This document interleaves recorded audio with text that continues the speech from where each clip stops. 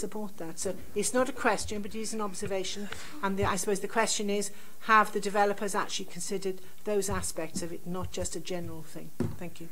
Yes, I was going to point out that it was more an observation than a question. Can we have the answer to the question, please? Yeah, what I would say is that, yes, those matters of the increased developable area of the site has been taken into account in the drainage strategy that the applicants have put forward. So they've considered all of the runoff water, how it would be infiltrated and how it would be managed to the surface water drain. So they feel that it would deal with the surface water going to that site and wouldn't worsen the situation. Councillor Pitt. Thank you, Chair. On page 19 of our main bundle, because I think the pages are slightly different between what Councillor Williams was looking at and ours, at the top, it is noted the Environment Agency has raised no objection to the proposal. However, in his detailed statement to the committee, Councillor Williams said that he'd had a letter back from the Environment Agency saying that they would support the objection from the council's drainage engineer. So I find those two things to be inconsistent. Is it just the case that the Environment Agency, until specifically asked about specific matters, raised no objection, and they are now supporting the potential objection, or not? Because I find the two things inconsistent. Could I have some clarification, please? That paragraph you referred to on page 19, if you look at the last sentence of that, they do sort of push it to. They say that they would leave the determination to the local planning authority. So there is always that. You know, they raise no objection from the matters they are considering, but they do leave that sort of flexibility for the local planning authority to make the decision. Follow-up question then, Chair. Isn't that just the case with everything? They would write a recommendation in, and their recommendation would be considered by the local planning authority. What I want to know is, did we get a letter from the Environment Agency after Councillor Williams wrote to them that said that they would support a refusal by our drainage engineer? It's not a letter that I've seen myself, not a response. A further question then, can I ask Councillor Williams for clarification, please? Did you submit that letter, Councillor, to the planning authority? Sorry, I'm tired.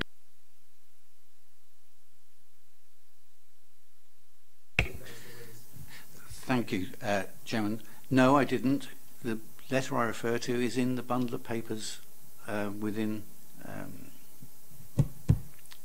that I've seen.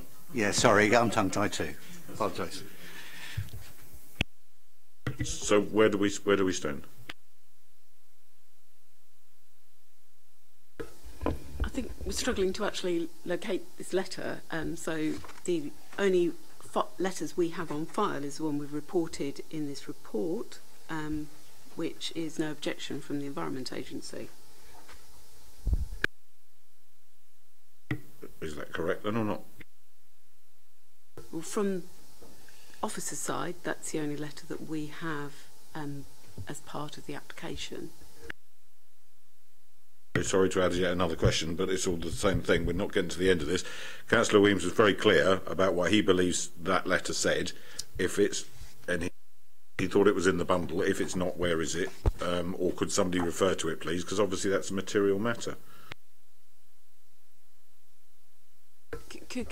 Could maybe Councillor Williams just confirm when he refers to the bundle? I certainly spoke to the Environment Agency, and they certainly said that to me. Now I appreciate that's verbatim and not evidence in itself. I'm sorry, I am convinced I've seen it, but sorry, I can say no more than that. Okay, we have a major point of contention there, which I think we need to bear in mind. Councillor Udy. A few things. Could I ask Lee Roberts, when because I've only just come into this, so I was not done the site visit, when those photos were taken, at what period of weather? Lynn Stagg kind of clarified about climate change, but I just wanted to just ask a question about as well. about the drainage strategy, does it cover the fact that we do have extreme periods of weather now, and that things will invariably change over the next couple of years? Like, for instance, this year we had snow in March, and then it was really nice weather 2 weeks later. That is happening more infrequently, and I feel like if we're having extreme weather, then the whole site in general wouldn't be able to cope, so why add houses to it kind of situation? But yeah, please, thanks. Cheers. Yeah, some of those photos are quite recent. The dates on the back I've put on there, and some of them I've lived at my property, 42 Leading, for 20 years, and I've been over that time space, some of those other ones as well. So, okay. I think the answer to the question, have the extreme weather events been taken into account, is yes. I think in doing the flood risk assessment, they are required to take into account, you know, all recent weather patterns, and I think it's 100-year flood events. Yeah, climate change. Right. Councillor Jones. Thank you. I've got 3 quite quick questions. First, easiest one, is it PCS 23 or PCS 21 that's relevant to the impact on the northern boundary neighbours? I think it's 23. Yeah. Okay, thank you. The separation distance of 23 metres that you mentioned, that is from those properties in the northern boundary to the now setback distance. Yeah, okay. And I know at the there was a motion that came to full council in March which talked about us consulting with Hampshire Fire and Rescue on planning applications. I doubt it's had time to work its way through yet, but have Hampshire Fire and Rescue been consulted about this application? Can I maybe pick up on that? That is just working its way through the process. So I have just had a letter back from Hampshire Fire and Rescue confirming that they are happy to be consulted, but this isn't something that they have been consulted on. Any further? Yes. So back on the flooding, there was a statement made by someone doing a deputation which said that this application can't solve the wider flooding issues, and then a statement made by one of the officers which says it won't worsen them. Those 2 things are not necessarily complementary, because not being responsible for the issues and potentially making them worse, for me, are 2 different things. And I think it's quite important, because the first one seems to imply that it wouldn't necessarily make them worse. I just want to ask whether it could make them worse, which is along the lines of what Councillor Stagg was saying.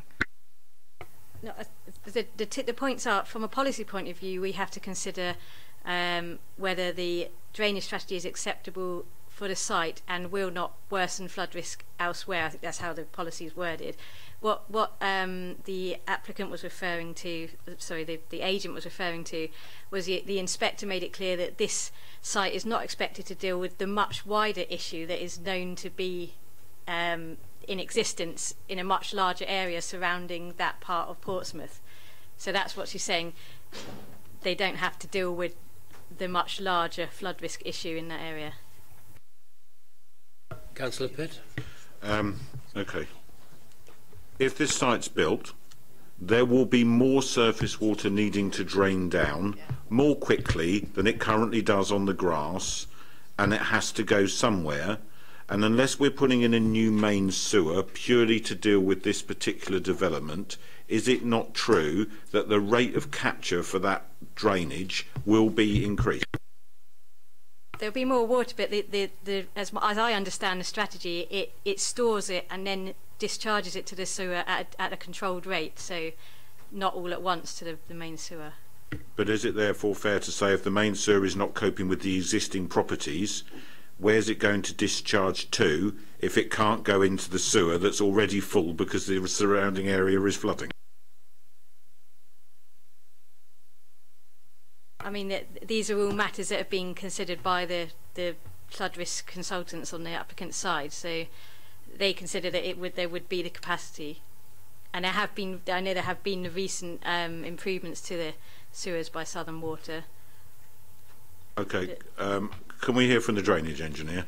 On page 17 of the report, The inspector went on to conclude the following paragraph 22. I accept there is a level of uncertainty. I accept there's a level of uncertainty about the causes of flooding in the area. However, from the evidence presented, the discussions at the hearing, etc., etc., and in the last line, should ease the problem in the future.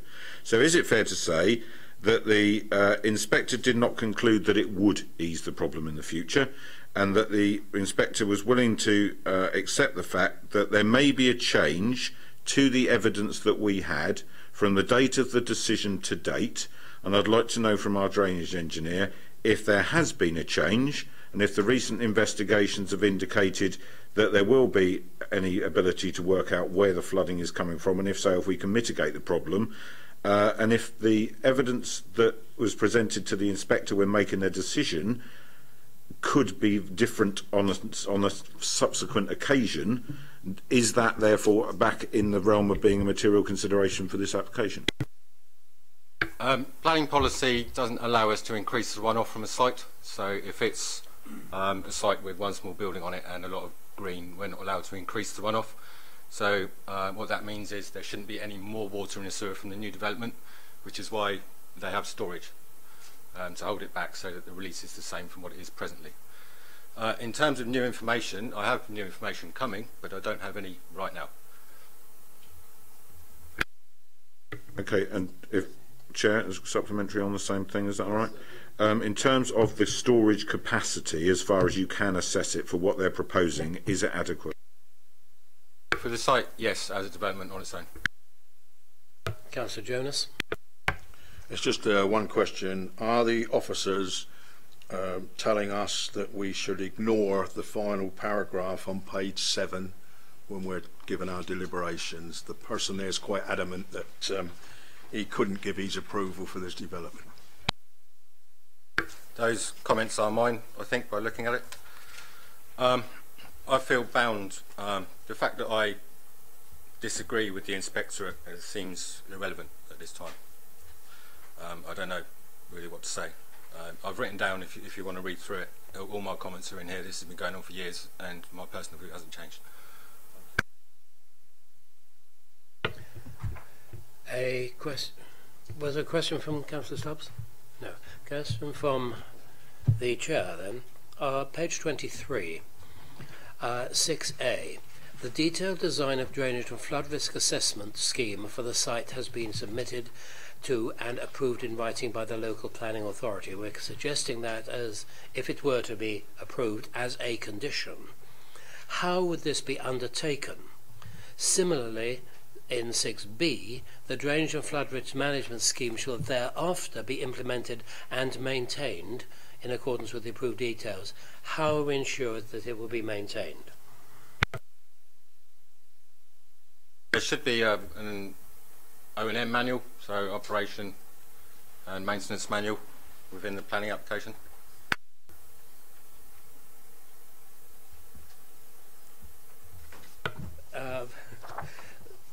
You're referring me to something which I do not have in front of me, so no. Could you tell me how this, who would undertake this assurance on behalf of the City Council?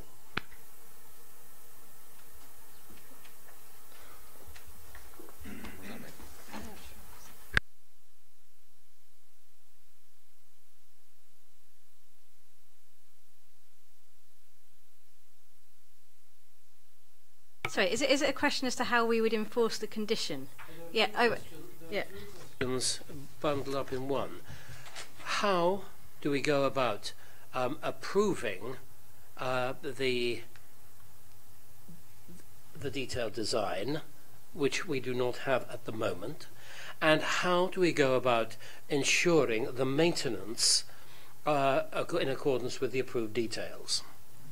How and who? So the detailed design would be submitted to us as a planning authority, and we would liaise then with the various relevant consultees. So that would include Harvey, that would include Southern Water, possibly the Environment Agency. There would be a number of people that we would consult on the actual details, specific details, before we signed off that part A of the condition.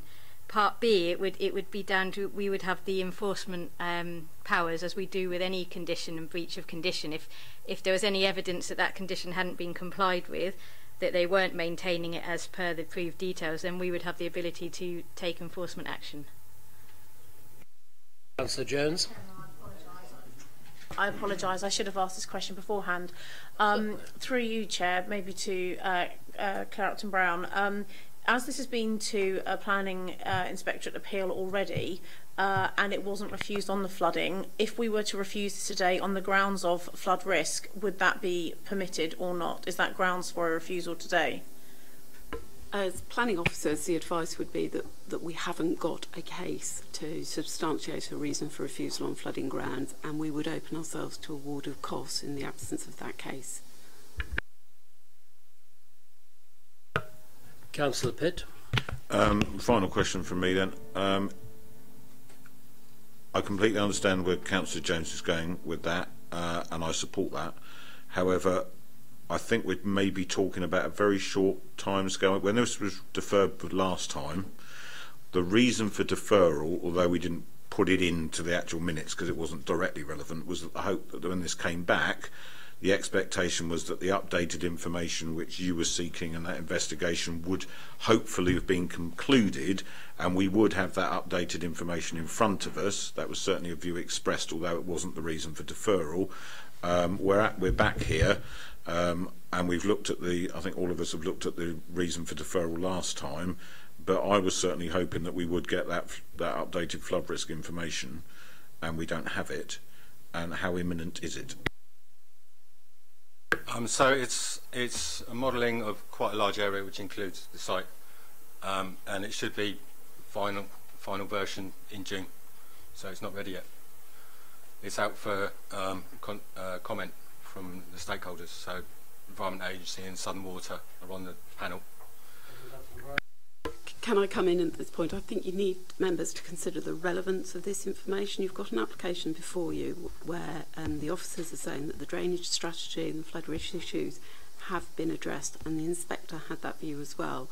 There has been a deferral already of this application. The applicant obviously has a right of appeal against non-determination. So as members this afternoon, what you need to consider is how relevant is this additional information to this specific site. It's obviously clearly very relevant to the flooding issue across the wider area, but how relevant is it to the application to today?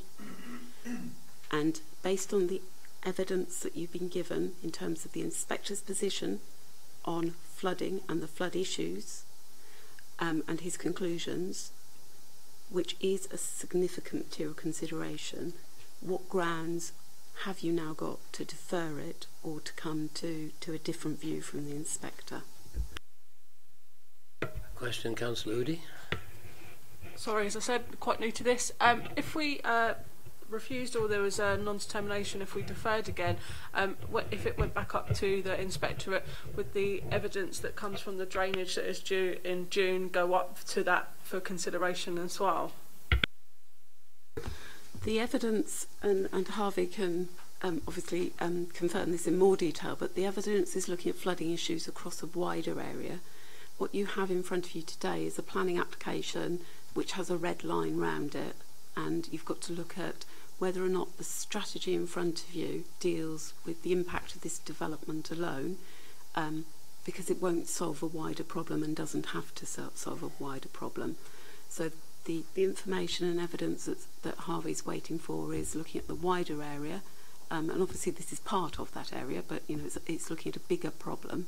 And as officers, our view is that the evidence that's been submitted by the applicant in support of this application, together with the previous inspector's findings, demonstrates that this site could be developed without having an unacceptable impact in terms of flooding, and has a acceptable drainage strategy solution that could be delivered as part of the development.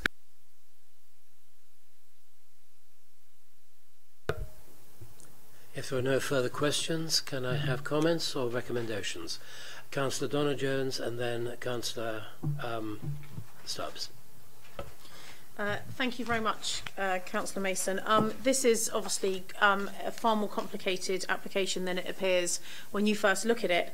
I think the word shoehorn come to mind. I think it is a poor development. I think it's a gross overdevelopment of the site, although we can't really do much about that because the wisdom of the planning inspectorate based in Bristol has trumped us yet again.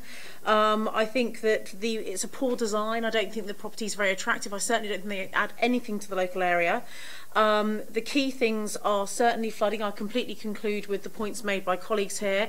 I think it would be on its own a weak basis for refusal, but I am going to be proposing to colleagues a refusal today, so I think we may as well add in PCS 12 flooding anyway, but the main grounds for the refusal from my perspective would be PCS 23, which is the only thing I think we've really got to hang this on, as that is the one thing the planning inspectorate didn't like before, and that was the impact on those two properties to the northern boundary. Actually, I would argue that the impact on the properties in Leyland Road is greater than the two on the northern boundary, but anyway, the wisdom of the planning inspectorate, like I say, is quite a mythical thing to many of us.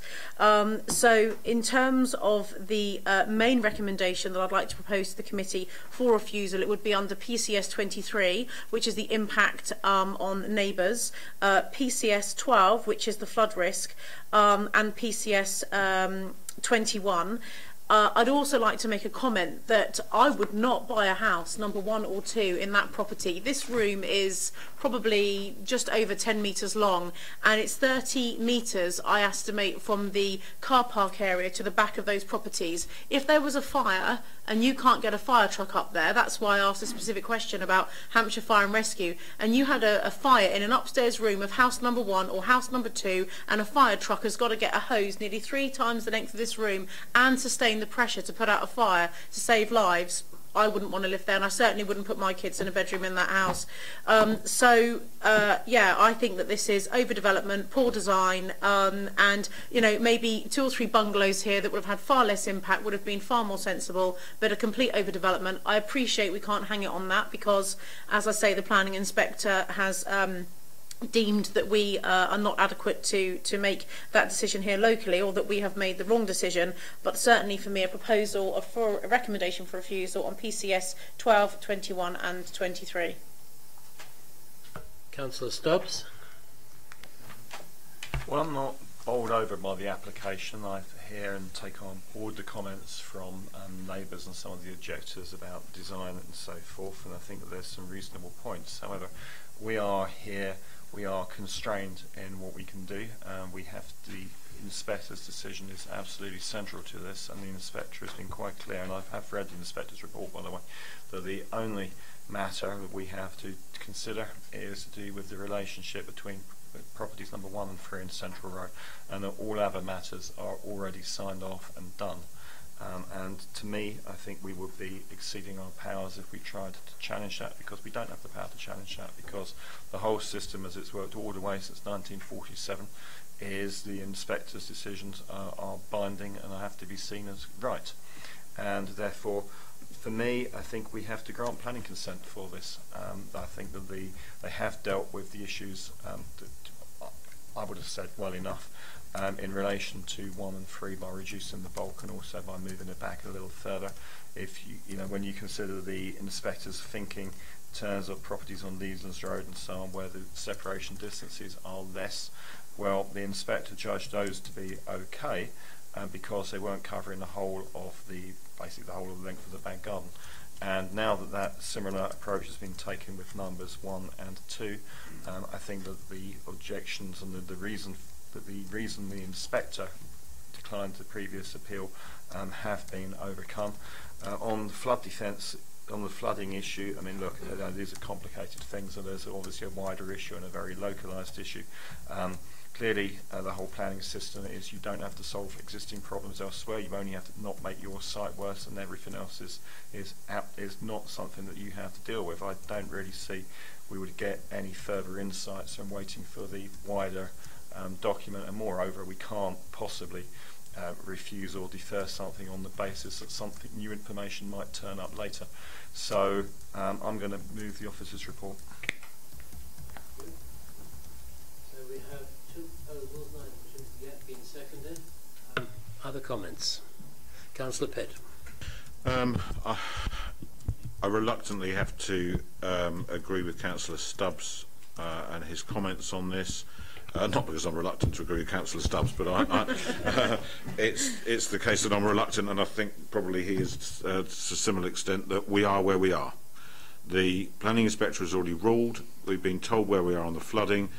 I personally hope that the deferral to today would give us additional information, but we've also been told that the site itself and the drainage proposals that they're putting in place are adequate to deal with the runoff from that site, and we are only allowed to look at that site.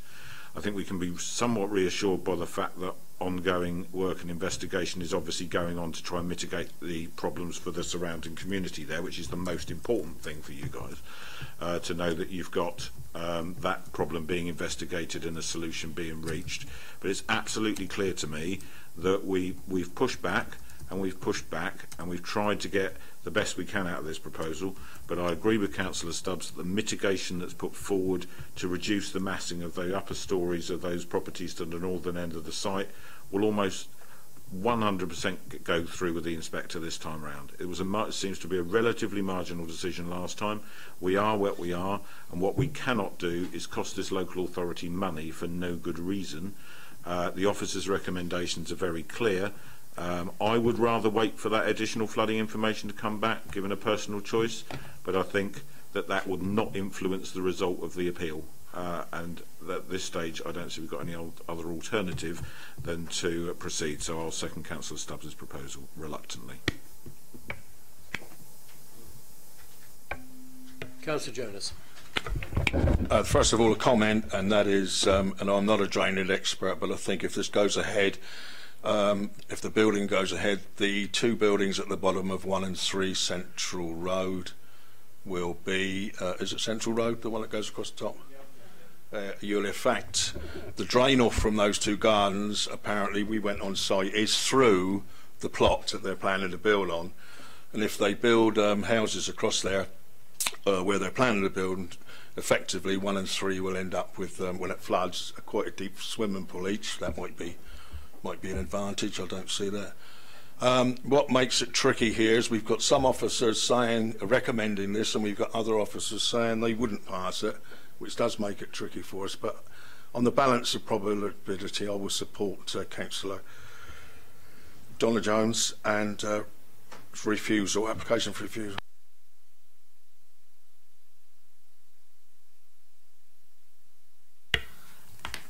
Many of you will know this is my first planning meeting.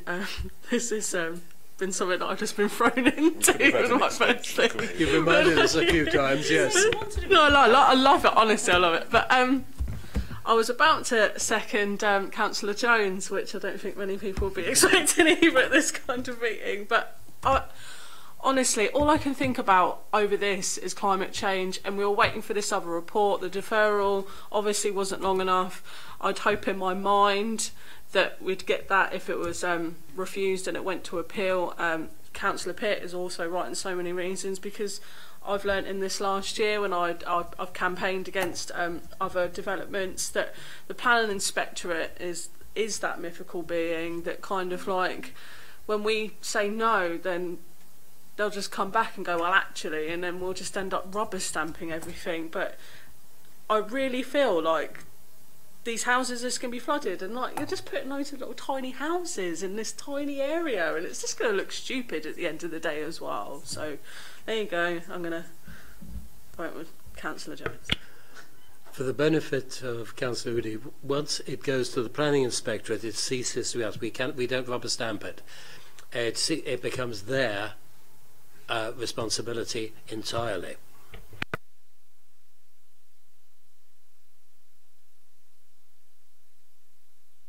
From members. Right, we have two proposals before us. The first one, proposed by Councillor Jones, seconded by Councillor Jonas, is for refusal. Can I see those in favour of refusal? Will they please show? Those against, will they please show? Right, that is 3-3. the normal practice of the chair is to keep the matter open, so we keep it open for the next proposition, which was proposed by Councillor Stubbs and seconded by Councillor Pitt, which is that we accept the officer's recommendation. Those in favour of the officer's recommendation, please show. Those against the officer's recommendation, please show. The officer's recommendation is carried by 4 to 3. Thank you very much.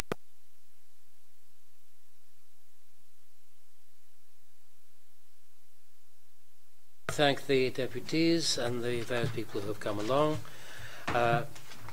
All I can say in assurance to them is that the conditions which have been put upon that site with regard to flood risk management are ones which I, as the chairman, will follow up and ensure are rigorously undertaken, because I appreciate the concerns which you have. Thank you very much for coming today.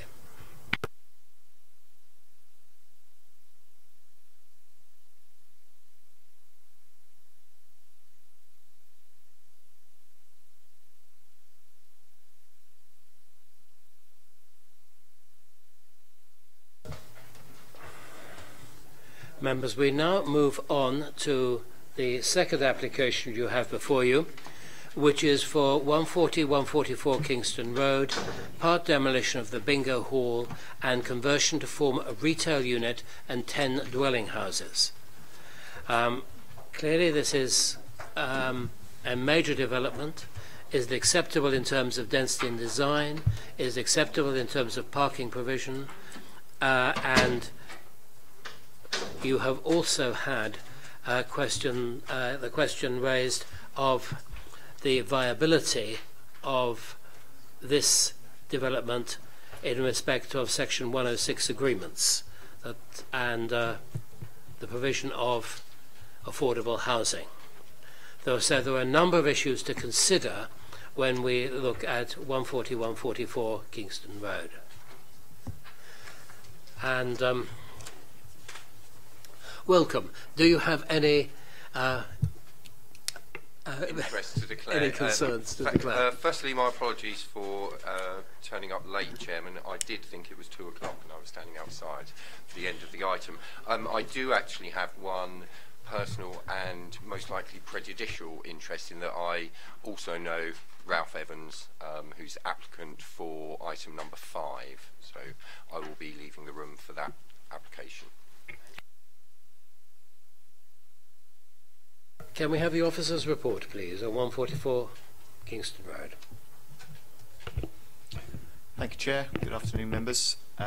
Just bring your attention to the supplementary matters sheet before I commence. Since the publication of the reports, there's been one further letter of objection relating to the loss of a leisure and entertainment venue. The recommendation is unchanged.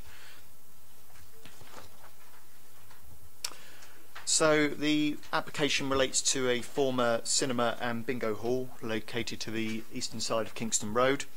The property with the crossing there and also shown on the site plan here. Planning permission is sought for the partial demolition of the building and its conversion with an outbuilding to form a total of 11 dwellings with a small commercial unit onto Kingston Road.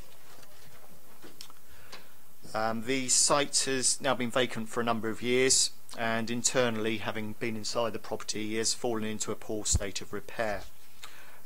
Its scale, total site coverage and the constrained nature of the site, seen from the previous slide and those that are coming, limits development opportunities, and regard must be made to the need of finding a long-term viable use for this very large and awkward building. Whilst trying to retain some of the heritage assets, principally this detailed elevation onto Kingston Road. So again, this shows a little bit more of the building in context. So you have the larger building here, which backs directly onto a number of gardens associated with these small terraced houses. You have a similar arcade use which extends the full width of the site. This doesn't form part of the application site. This is a view from the north You can just make out the application building with a large two-storey auditorium, the front copula onto Kingston Road, and a series of lean-to projections and extensions from the side of the main auditorium into a small courtyard. This is a view of the side elevation with effectively this part of the building here, and this is one of the views from one of the adjoining gardens. The developer's solution with this large and awkward building is to remove part of the central section of the building just in here and a number of the ancillary structures to the side, to create a central atrium and allow effectively two four-storey buildings facing into the atrium, which will be clear from the next slide. This is showing the existing site plan, so you can see this is the main elevation onto Kingston Road, the main auditorium, series of extensions and outbuildings, and two accesses via undercrofts onto St Stephen's Road. So we'll start with the proposed site plan. So as mentioned, the proposal is to remove a large section of the main auditorium to create a central courtyard area, which would effectively have two four-storey elements facing with single aspect windows, units facing out onto the landscaped courtyard area. You would also have a dwelling house onto Kingston Road positioned in here, a small extension to an existing outbuilding in here to form the detached dwelling house, and also the retention of a small commercial unit onto Kingston Road, providing some active use. Also the car park for 8 vehicles with access onto St Stephen's Road. This one probably indicates how the central section of the building would be removed. This is the view from the north, so you can see there's a degree of separation of about 15 metres between those windows across a landscaped area. There will be a reduction in the height of the boundary wall on the southern side, and this is the relationship with the adjoining property. And again, this just shows the elevations that would be created internally within the courtyard and the 4 stories of accommodation within. You note that the double-storey height is to the Kingston Road frontage, which would contain the commercial unit with a flat above. The front elevation would be completely retained, which is a positive for the proposal. The only changes to it would be the opening up of this bowed-bayed window in the central section and these 2 round windows to provide light and outlook to a flat at that level, and changes to the window on the dwelling house. To the rear, you can just see in context to the site, it's this building here. There will be a modest extension to the outbuilding. You can just see this section here added to create again another single aspect property south facing into a small courtyard parking area and then onto the larger car park. Now in design terms, I think the proposal shows an innovative approach to finding a long-term use for this building, and is positive without having any significant adverse impacts on the amenity of adjoining occupiers. In terms of living conditions, all of the proposed dwellings would exceed the minimum size standards set out in the nationally described space standards, and all would benefit from a good degree of natural light and outlook either onto the courtyard, onto Kingston Road, back into the courtyard area, and again to the south into its own private garden and parking area. This is showing the first floor of the building, so you can see this is the general pattern of development as you move up. So 2-bedroom dwellings with a large communal kitchen and living space, and repeated on the other side of the courtyard. Again, this is the second floor, so just a repeat of those before, moving into the roof space of the dwelling onto Kingston Road, and up to the third floor, and sorry, the third floor is the top floor, so it's 4 stories in total. In line with national guidelines, all developments resulting in a net increase of 11 dwellings or more are required to provide an affordable housing contribution. This application would result in 11 dwellings, so just triggering that requirement. The applicant has, however, provided an affordable housing viability report, which the LPA has had assessed by an independent expert. The review concludes that the assessment carried out by the developer is reasonable and the proposal would be unviable with an affordable housing contribution. Now, given the very specific site constraints, the limited number of dwellings proposed, the complications of converting a large former bingo hall and an auditorium, a need to find a long-term viable use for the building and retain that ornate frontage onto Kingston Road, it's considered that the development would be acceptable and would still make a contribution towards the city's housing needs. It should be noted that if the proposal was for one fewer dwellings, i.e. 10, there will be no requirement for affordable housing contribution at all on this development site. Now, in terms of parking, the proposal cannot meet the requirements of the parking standards SPD as set out, and access would be via an existing undercroft onto St Andrews Road. This would result in the removal of the street tree, the crabapple, and this small build-out. It's worth noting that whilst this isn't used as an access at the moment for vehicles, there are no planning restrictions that would prevent the bingo hall or some alternative use in the bingo hall from re-establishing that vehicular access. Having assessed the application, the Local Highways Authority are of the view that whilst the access arrangements are not ideal, having regard to the lawful use of a site and the need to find a long-term viable use for it, the proposal would be acceptable.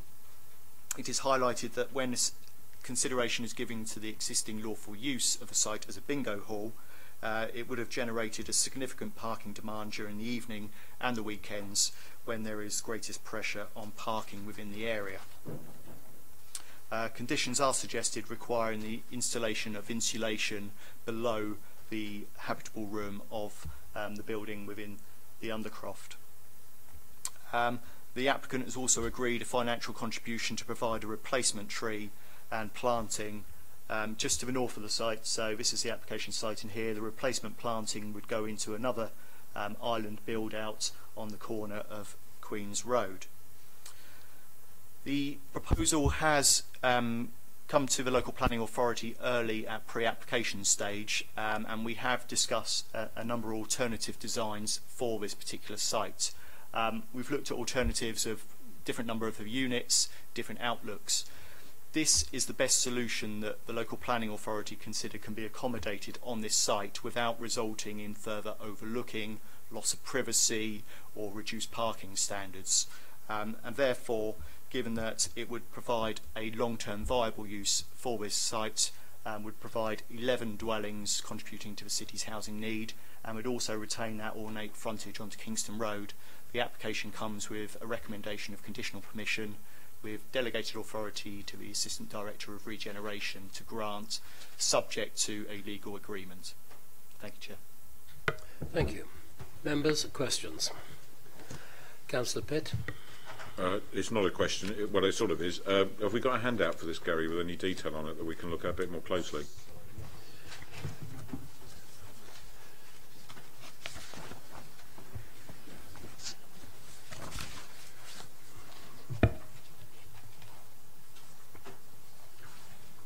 So I'm happy to go back through any of the slides if you want me to move through.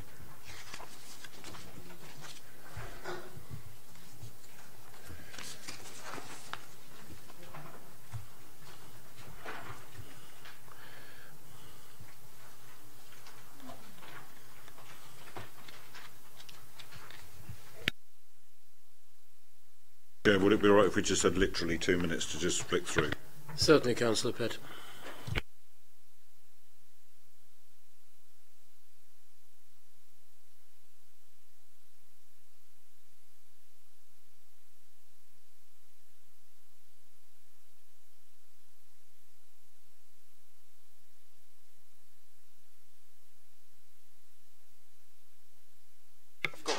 Very basic question, which may seem very basic and I may end up red-faced, but how many dwellings are there on the actual bingo hall site? Because if there's 4 floors, each with 2 units on each side, that's 8, plus the house, that's 9. Where's the 10th one that's actually on the site?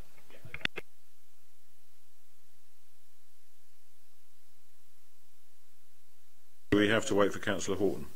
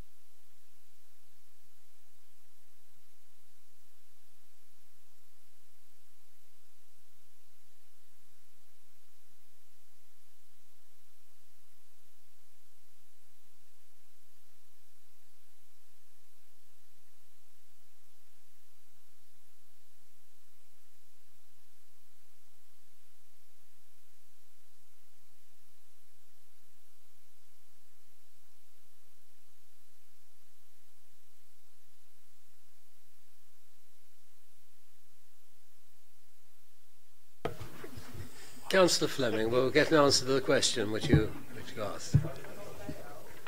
Yes.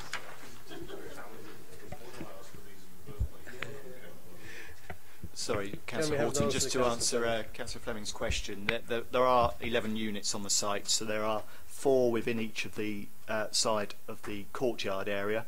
There is the dwelling to the rear, which is 8 and 9, and then the dwelling in here is 10, and then at 3rd floor level there is also a flat which sits above the commercial unit, which has its outlook from that bay window and the porthole windows.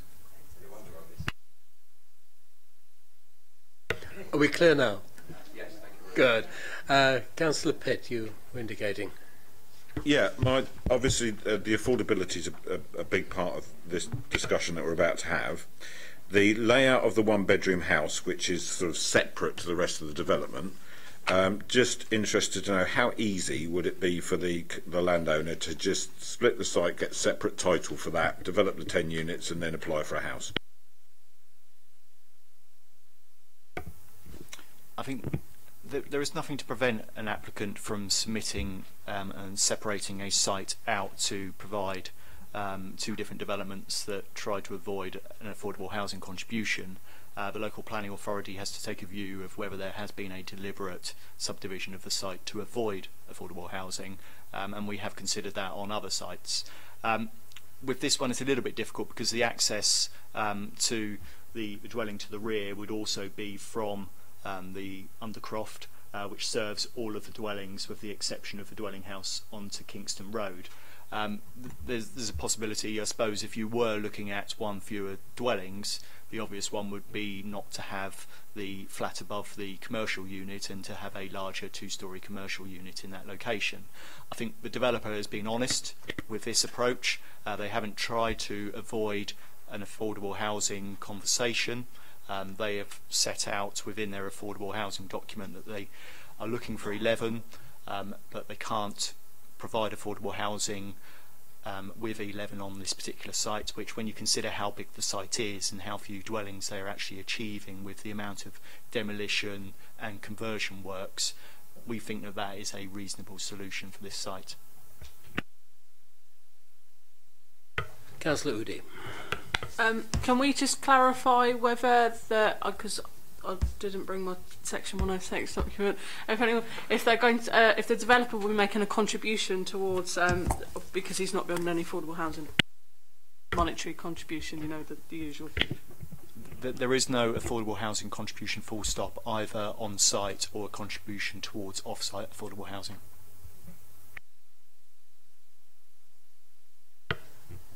Any other questions, members? Councillor Pitt. I appreciate your diplomacy in the response to my earlier question, Gary, but in theory the developer could have come in and developed the 10 units, and then could have come back and developed a separate unit at a later date is one option.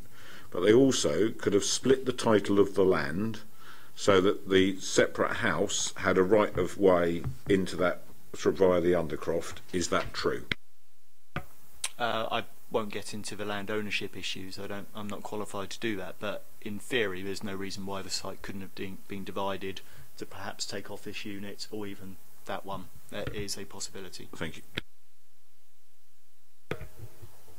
Any further questions? Yes, Councillor Stubbs. I don't know quite what I want to ask. I want to ask something about the shop, which is, I mean, I was surprised to see a shop in the application. I know it's got, you know, policy restrictions on it. Equally, we're all got to be all mindful of falling level of demand for retail. I mean, I guess, I don't know if I can ask you a hypothetical like this, but I mean, the shop looks like about the same size as another flat. So, is that, you know, does the layout of that shop unit lend itself to conversion for a flat if it proves impossible to find a tenant? Right, at the moment the site is located within the Kingston Road local centre. The policy states that residential and office uses will be encouraged at upper floors but not at ground floor, particularly on the frontages. So there is a policy requirement to retain a functional and active use on the Kingston Road frontage. The applicant has suggested that there would be a demand for a small A1, A2 unit, which is comparable to some of the other smaller shops that are within Kingston Road and do cater for that local top-up need. Now, if at some point in the future they came back to us and said, we actually want to convert this, we would want to see evidence that they have attempted to find an occupant for that had been adequately marketed and they have been unable to find a suitable occupier of that, and we would then have to take a view of whether that was deliberate or whether that they couldn't find an occupant, and whether there would be grounds to put the policy requirement to retain an active frontage aside would be acceptable. Permitted development over small shop units, isn't there? So they could presumably just do it. There is, but that is on shops that were in use at a particular date. At the moment, this is not a shop. Councillor Fleming? Just wondered, there is a comment in here talking about the lack of cycle provision, that the site should have 20 and there's only 14 actually been provided, and the comment actually says that the additional spaces can be secured via condition. However, I don't see a condition on the permission. Right. Through the course of the planning application, there have been discussions about the location of the cycle storage facilities. Initially, they were located in this position underneath one of the other undercrofts, along with the bin stores. There were some questions raised by the landowner that had the property number 29 and the unit that extends over that undercroft. And as a result of that, the applicant had to reserve the ownership certificates. There would have been an issue with rights of way through that undercroft for bikes and refuse. As a result of that, the drawings were amended to relocate the bicycle storage facilities into this area here. So in terms of the comments from Highways, they were based on initial drawings. They have provided updated comments on the parking, but I don't think that's extended to the cycle provision. So you have a communal store in here, you also have individual store for the dwelling here and the dwelling here, so we think that there is more than adequate cycle storage facilities on this site now. Does it meet the 20, which is... Yes, it's in excess of that. Councillor Pitt? Sticking with Councillor Fleming's theme, how do you get to it? Vehicular access to all of the dwellings would be through the undercroft on here, with the exception of the dwelling at the front, which also has an access onto Kingston Road. No, I get that, Gary, but if there's a car parked in number 1 next to the one in the space next to it, how do the bikes get to the cycle store? This is a footpath along here. Yeah, so. Okay, got it now. Any further questions? No. Comments from members, please. Councillor Stubbs, Councillor Udi. I think this is a really positive scheme to make really good reuse of an existing building. It's great to see that the frontage is going to be retained, because I think, you know, there's a danger with buildings like this where they're of an awkward shape, that we did end up being demolished, and there would be no, they could just do it. You know, there's no reason why in law why this can't just be demolished.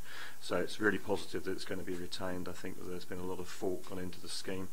I, you know, acknowledge the criticisms there might be about affordable housing, but you have to say this is going to be a scheme that's going to be quite expensive to deliver, and I don't find it difficult to believe that there's not going to be a massive profit in it. Plus, as has been pointed out, if the scheme was for 10 units rather than 11, there would be no requirement anyway under national regulation.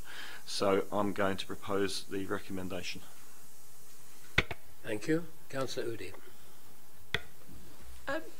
This is a really, for me, to change the bingo hall and keep the frontage, and just it looks pretty. It's a half decent development.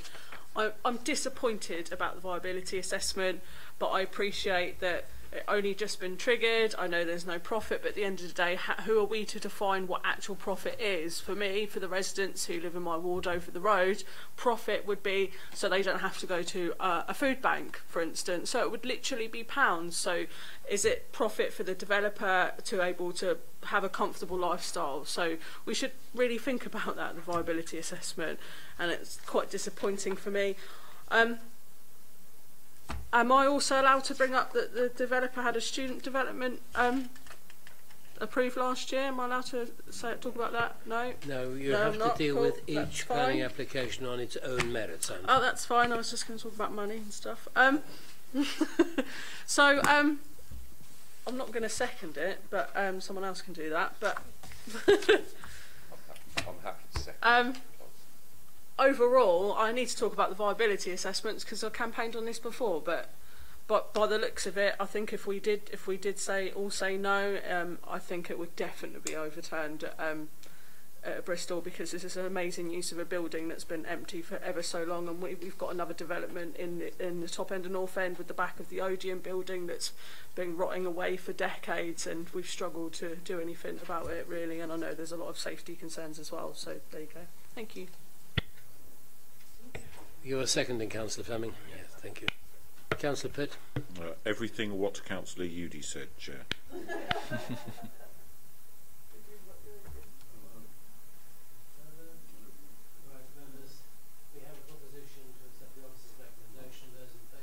Show. That is unanimous.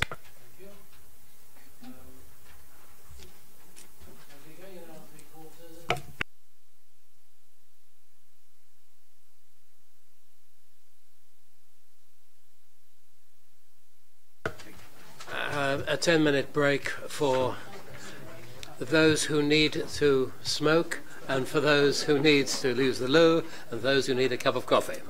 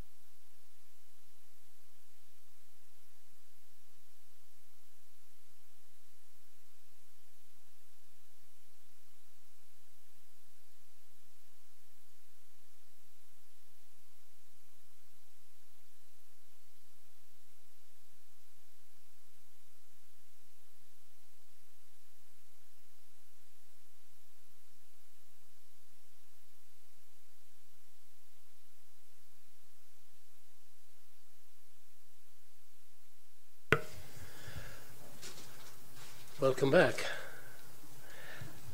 We now come to items 3. Sorry? Councillor Stubbs is out for a good reason.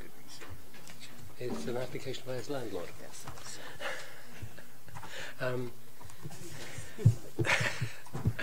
Items 3 and 4, 29B South Parade, Southsea. External alterations, extension and construction of additional level to create a penthouse apartment with an additional car parking space. I think there are questions whether this is the best thing which could be done on the site, of the questions of the design, especially we need to consider that, especially because it is a listed building. So can we have the officer's report, please? Thank you.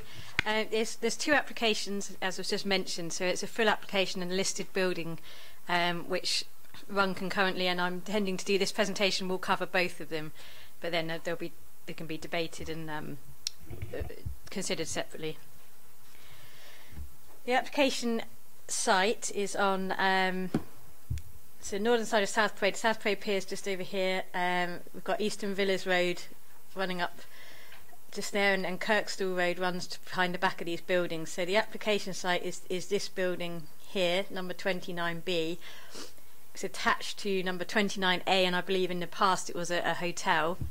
And both of these buildings, so both of them, the one in the red line and the one in the blue line, are both grade 2 listed. But the application itself relates to alterations to just 29B. So this is the property from the outside. At the moment it's a 4-storey building with the top floor contained within a mansard style roof.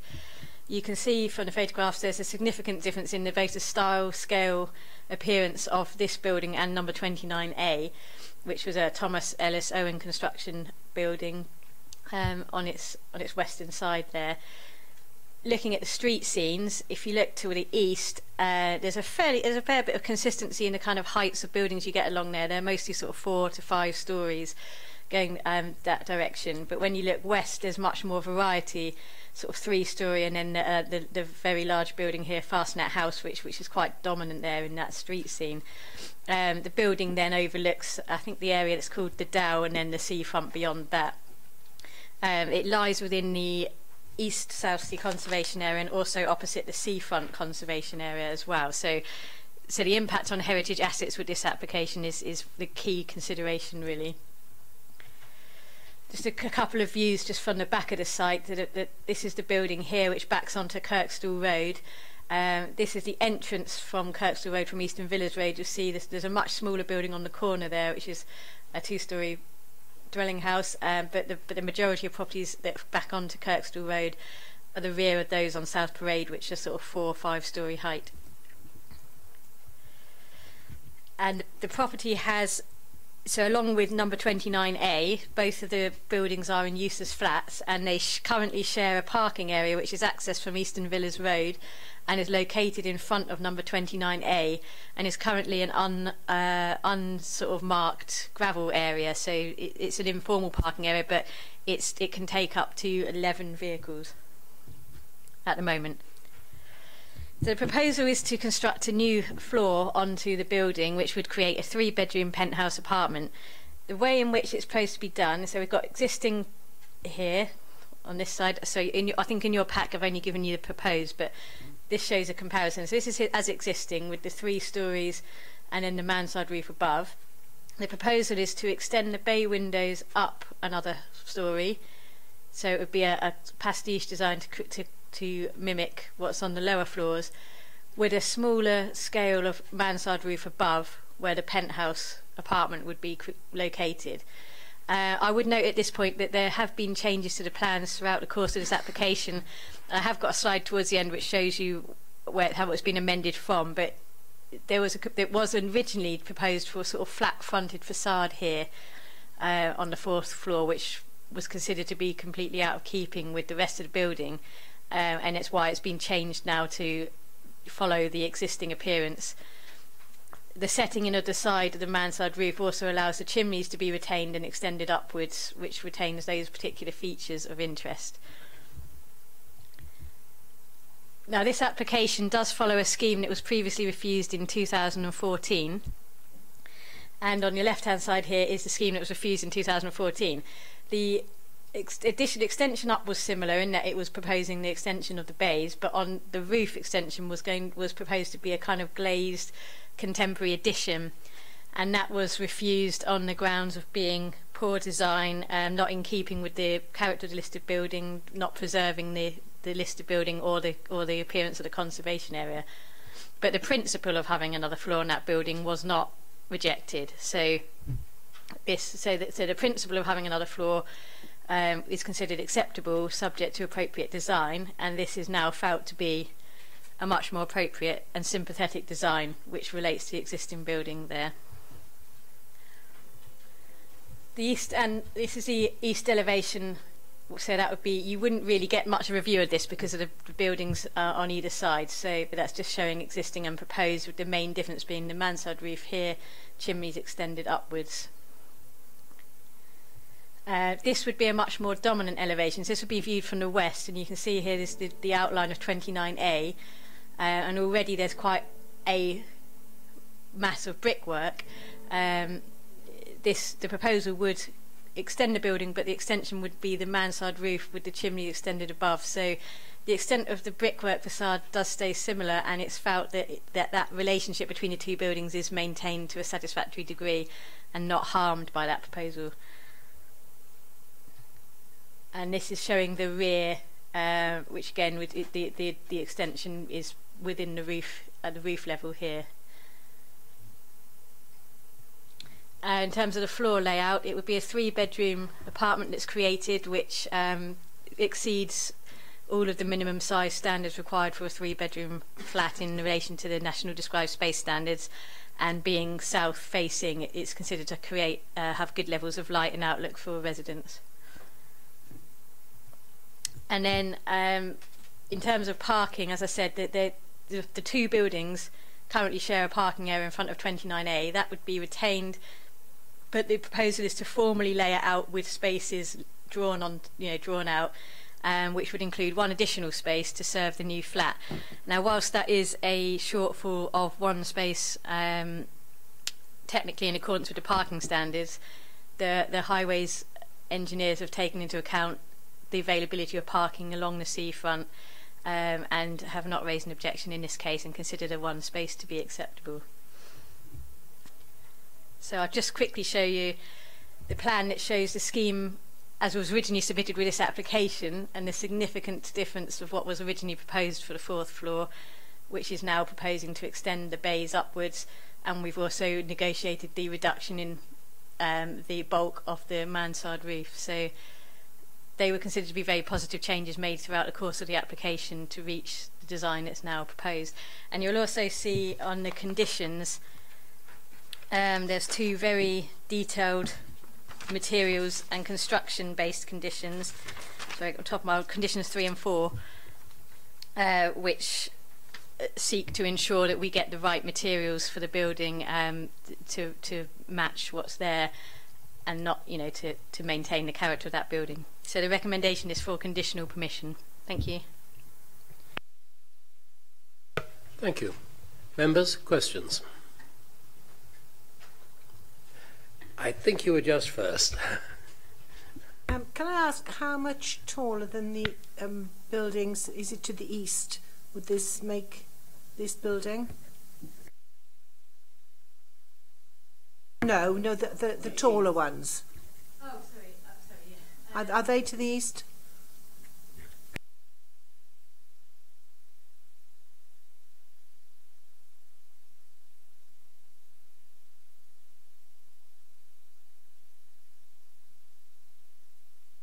There are some 5-storey buildings already along that stretch. In relation to the one immediately adjacent, I believe is 4-storey, but I can just check on their plan here.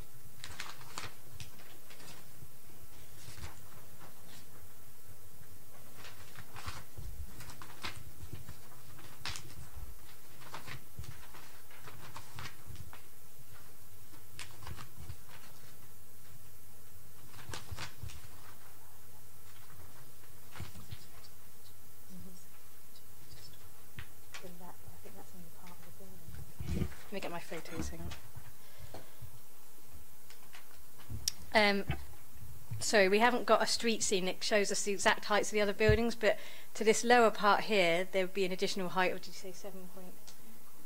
From that corner, oh, this corner, from there, it would be 7.2 metres to the chimney of the building.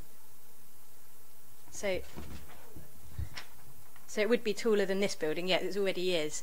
So it would be that, what's just the additional height of that? Just from there to there.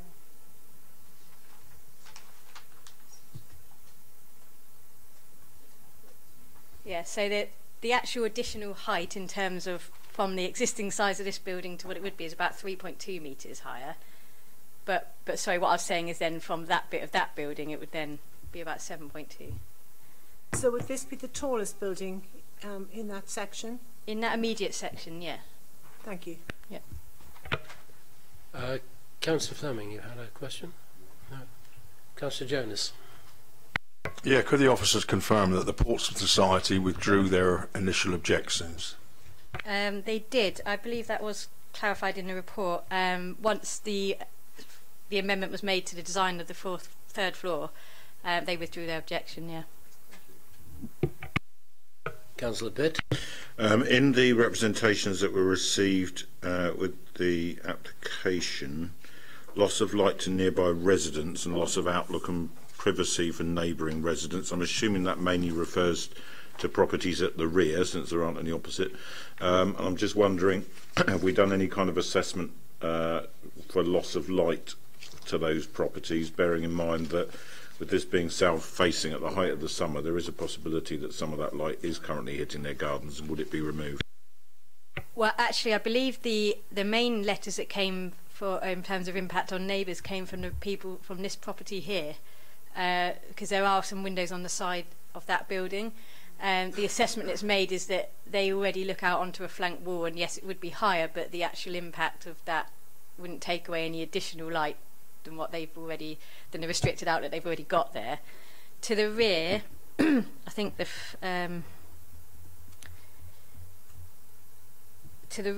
point to be made is that the actual roof extension is actually set quite a way back from the very rear elevation of the building. So when you look at it from a site plan, the increased height would be back here. So it was considered that the actual impact wouldn't be significant to this property because of the distance involved and the angle of those buildings and the fact that it's so much higher already, and the extra height would be further to the front. Okay, thank you. Are there any other questions? Comments, members? Councillor Jonas. I propose the officers' recommendations. Any further comments? Those in favour, we'll take them one at a time. First of all, the full planning application. Those in favour, please show. Right, that was unanimous. Listed building consent, please show. Thank you. Thank you very much, members. Which brings us on to the last piece of this afternoon's entertainment. And I believe you are leaving us, Councillor Jones. Thank you for your attendance.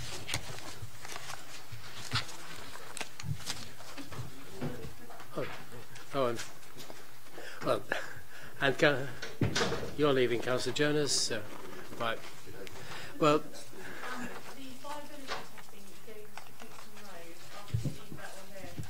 That would be great.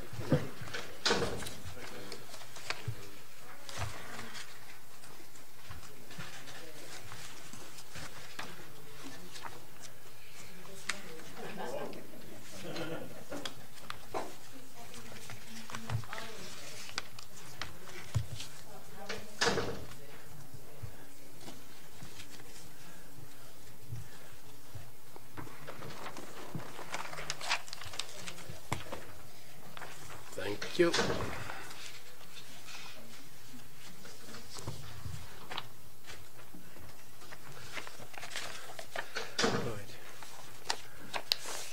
For the benefit of Councillor Udi, who is new, It is normal if there is a planning application, however minor, which relates to a member of the family of a city councillor, then that has to come to committee. We have to, the obvious sensitivities about it, we have to make sure we are squeaky clean on all matters. So this is relating to a relative of Councillor Donna Jones, and so it has to come to committee.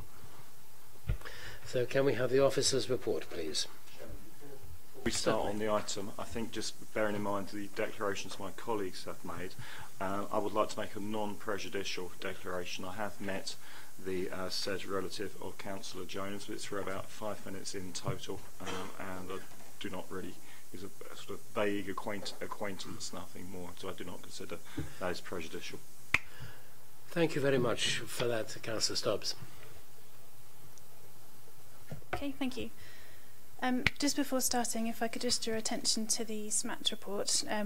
You'll see on the last item we've had comments back now from the Eastern Solent Coastal Partnership confirming no objection to the scheme, and in response to the Environment Agency comments, just a list of the plans that the Council has in place in the event of a flood incident occurring. So this application relates to land adjacent to 83 Tangier Road. So the application property is shown here, and it's the parcel of garden currently to the side of the property, which is the basis of the application. And the site lies on the corner of Tangier Road, which runs here across the front, and Linton Grove, which runs to the north of the property. And you have the church building on the opposite corner. So currently, number 83 is one of a row of 4 terrace properties, all of which are very uniform in design, and it has this large area of garden which wraps around the side and the rear of the property, and then a garage building at the rear of the site which is accessed onto Linton Grove. Then just have some street scene photographs. So this is the application site here, number 83, with the garden area which is currently enclosed by fencing and a wall. And as you can see, it's one of a group of 4 which are all very uniform in terms of this particular group within the street scene. Then this is the view northwards along Linton Grove. So the application is for a new dwelling maintaining the terraced form, which would infill this corner of the site here. And then this is the view on the opposite corner, so just to give an idea of the scale and bulk of the church building, which lies directly opposite. And then standing in Linton Grove, looking back towards the front of the application site, so number 83 here, the proposed dwelling would infill this space here, and it maintains the existing ridge height and form, so it has the same projection at the rear. The existing garage building here at the back would be demolished, with part of the boundary wall coming down, and there would be parking spaces provided in there, so 2 spaces to serve the existing dwelling in a tandem arrangement, and then a single space to serve the proposed new dwelling. And that's just the view back up towards the junction, so again the new property would sit in this space here. And then this is standing in Linton Grove, just looking across towards the application site. So the proposed dwelling maintains the rear building line, so it doesn't come any further towards the rear than the existing property, maintaining that form which runs along the terrace. And again, as before, this garage structure would come down and access would be provided in there for the proposed parking spaces. And this is just the view of the garden. So the dwelling would sit in this space in here. And the view back towards the neighbouring property immediately to the rear, number 1 Linton Grove, so no windows in this main side elevation, and just a small window set in the recessed section there. And it's just the rest of the rear garden, so this garden would be subdivided, retaining amenity space for the existing property number 83, and then a smaller area of garden for the proposed dwelling.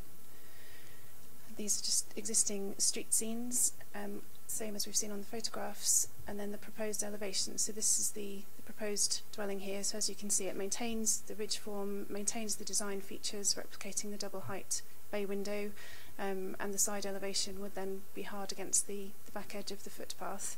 The rear elevation ridge height is maintained, the projecting gable section is slightly lower than the existing property, reducing the bulk immediately next to the pavement.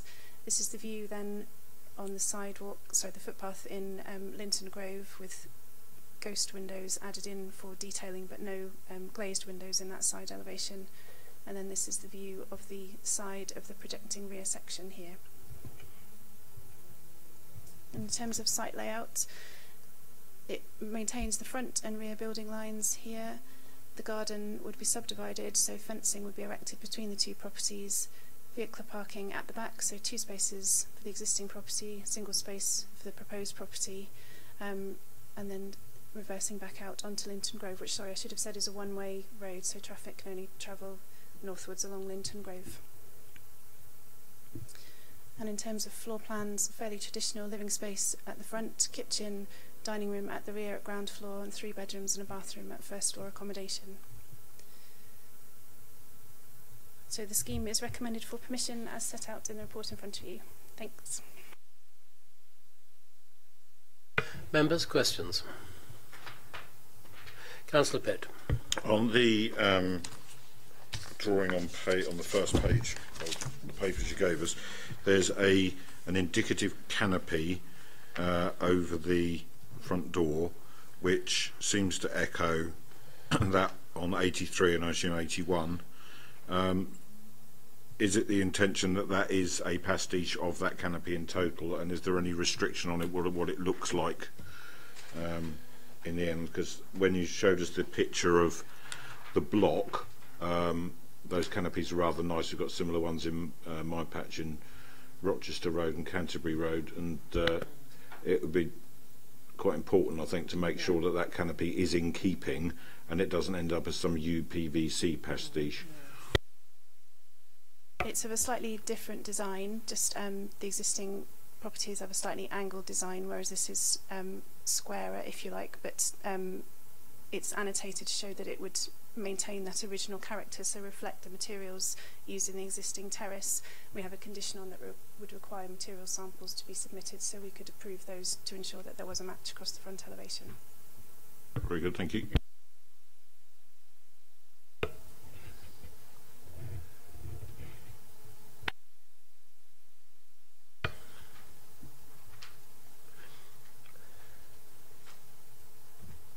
A comment from the chair to start with. I think that it would be advantageous were the design of the canopy to mirror that on the other properties.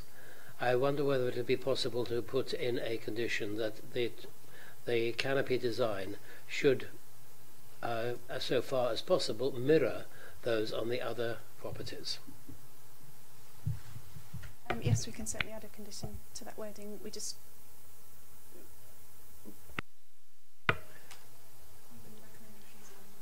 Sorry? We wouldn't be able to recommend or justify a refusal on the basis of it not matching. No, so but I think we could. I wasn't thinking of recommending refusal. I was thinking of whether we could make that a requirement. Happy to second that, Chair. Councillor Pitt is in agreement with me on that. With that, from the chair, I would propose the officer's recommendation. Can I see those in favour? That is unanimous. Thank you very much. Come to item 12 on our agenda, which is the acceptance of the provisional dates for the rest of 2018. Are we happy with those?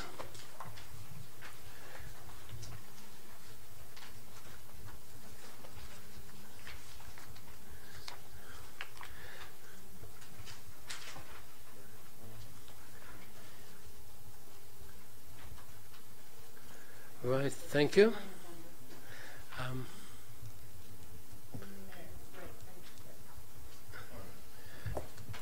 Page 3.